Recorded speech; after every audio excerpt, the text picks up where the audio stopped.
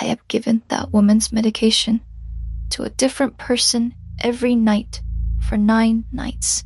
The first night, I asked why. The second night, I asked who. By the 4th night, the man who came to the window had her hair. By the 7th, he had her hands. Tonight, the car pulled up, and I looked at the driver, and I did not get up from my chair because the driver was me. I covered the graveyard shift at Greenway Drugs on Route 9 because it pays time and a half and because nobody else will. The pharmacist before me, Marlene, retired in the spring. The pharmacist after her lasted 4 shifts and didn't come back for his last paycheck. They couldn't find anyone with a license to take the 11 to 7, so they offered it to me. A relief float. A young woman who doesn't really have anyone waiting at home. And I said yes for the money. The way you always do. The store is open 24 hours, but the front locks at 10. After 10, everything happens through the drive-through window on the side of the building. You drop the prescription in a little drawer. The drawer slides in. I check the file. I fill the bag. I push the drawer back out. We have a camera over the window. We have a panic button under the counter. We have a rule that I am not supposed to leave the dispensary for any reason between 11 and 7. No exceptions. Not even to use the bathroom in the front of the store. My first night, I came in early to do the handoff with the daytime tech.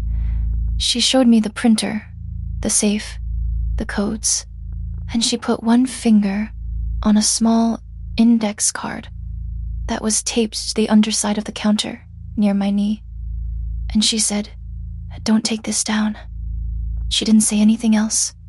She left at 11 and locked the front from the outside. The card had 3 rules on it. Written in handwriting I would later learn was Marlene's. 1. The folder on the second shelf marked special is real.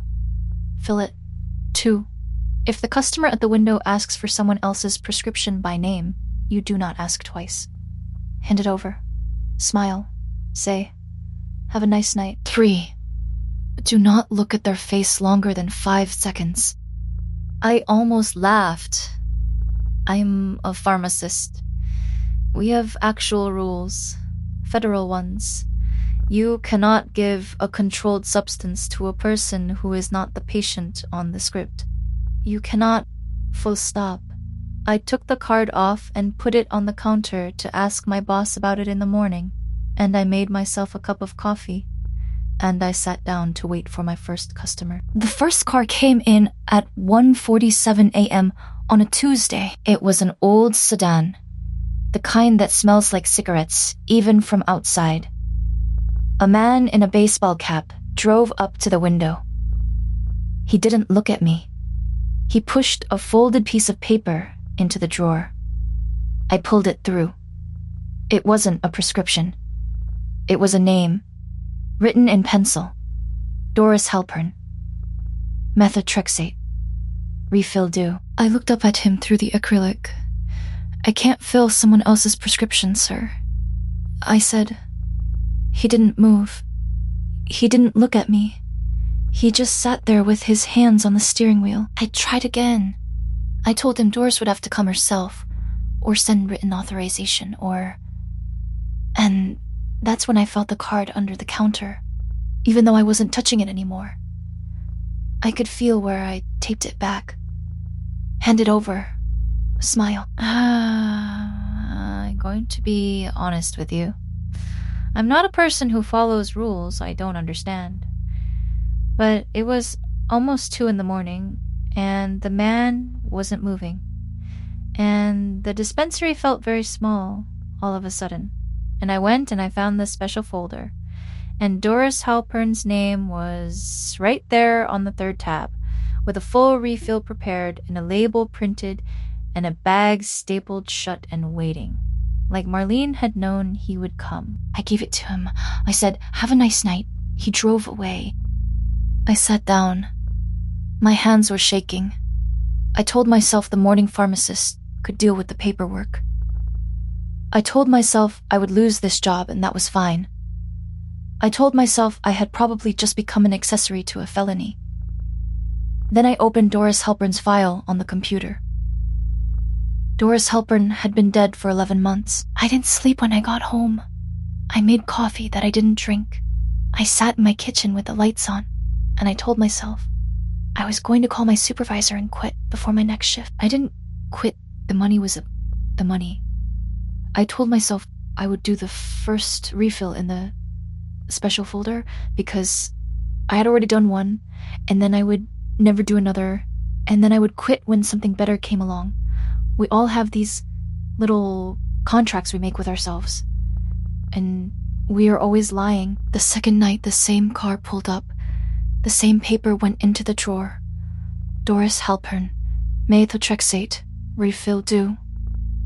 I gave him the bag from the folder, and I made a note on the computer that the prescription had been picked up by an unauthorized party, and that this needed to be addressed immediately. And the next morning, when I came back in to start my shift, the note was gone. It had been opened by the day pharmacist, and then deleted. I asked her about it. She said she didn't remember. She wouldn't look at me. She handed me my coffee and went into the back. I want to tell you something now, in case you ever take a graveyard shift somewhere small, somewhere that pays time and a half. Pay attention to what the daytime people refuse to discuss. They are not protecting you. They are protecting themselves from having to remember. If this is getting under your skin, I post a new one of these here every night. I'd love it if you stayed. The third night the man came back. The fourth night he came back.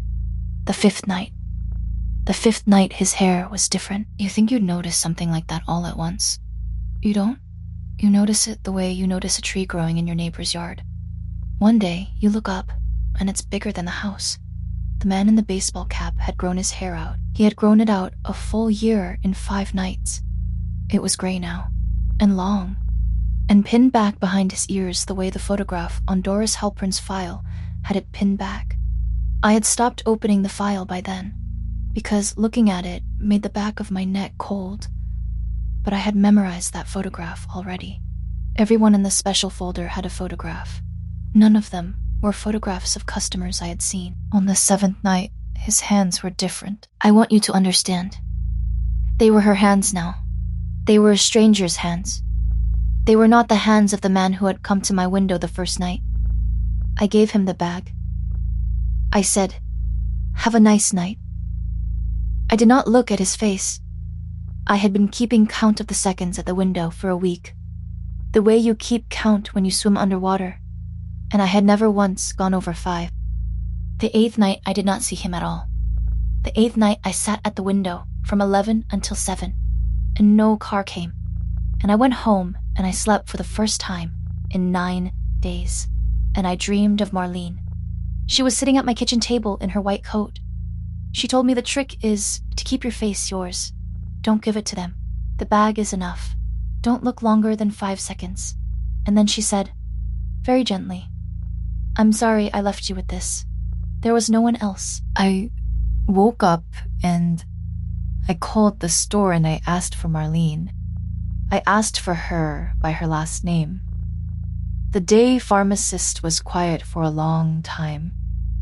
Then she said, "Marlene passed away in March, honey. She had her stroke at the counter. She was at work." And I said, "I know. I just want to know who's in that folder." And the day pharmacist hung up. The 9th night. Tonight, the car came at 1:47 a.m. Exactly. They have always come at 1:47. I had not understood that before. I had been telling myself the time was a coincidence. The car pulled up. I did not look. I went to the special folder. I pulled the next tab. The next tab was empty. The Halpern file was finished. Behind it was a new tab, freshly labeled. The marker still smelling sharp. The name on the tab was mine. I sat down at the counter. I made myself breathe. I told myself a lot of things very quickly. I told myself this was a prank, that the daytime people had decided to mess with me, that I was tired, that I was misreading the handwriting. I told myself I was going to go to that window and tell whoever was out there to leave.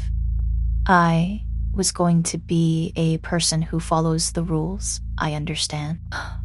I went to the window. The driver had not pushed any paper into the drawer. The drawer was empty. I could see the driver in the car, hands at 10 and 2 on the steering wheel. Posture exactly like mine when I drive. Same shoulders, same way of holding the head. I had told myself for 9 nights that I had not been looking at faces. And the truth is that you do not have to look at a face to know whose body you are looking at. You know your own body, the way you know the inside of your own mouth. I sat down at the dispensary chair.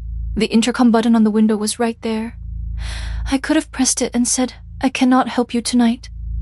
I did not press it. I sat very still, and I counted in my head. 1, 2, 3, 4. And on 5, I made myself stand up and look out at the car. The driver was already looking at me.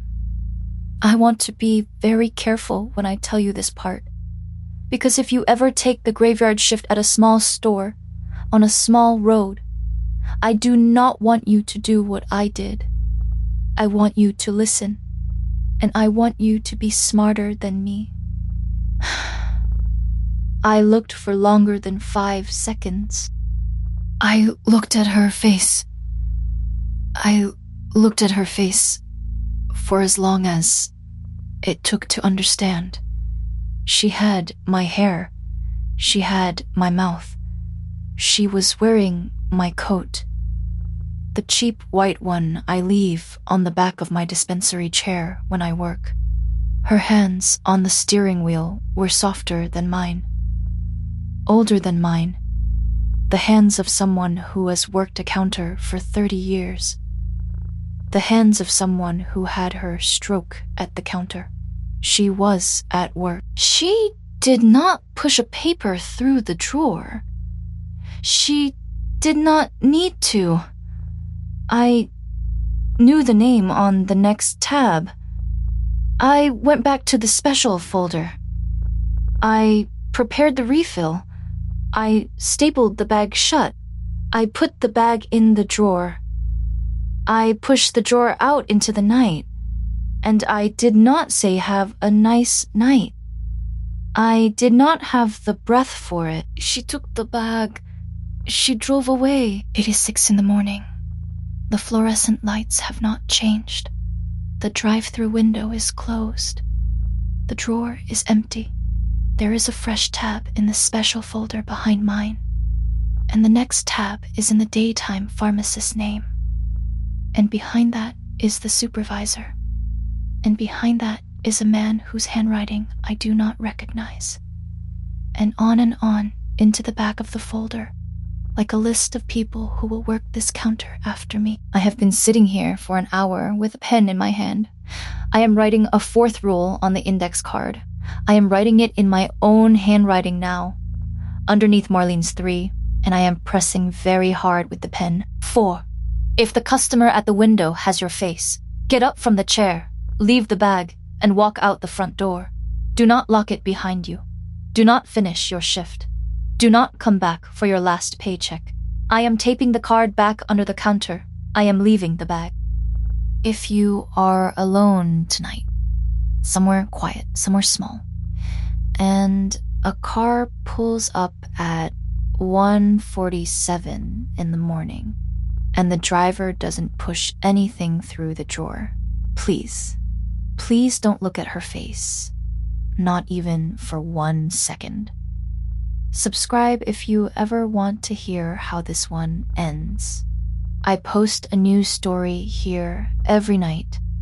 I'm not sure how many more of mine you will hear from this counter, but you will hear from the next one. Marlene was right. There is always a next one. Don't look.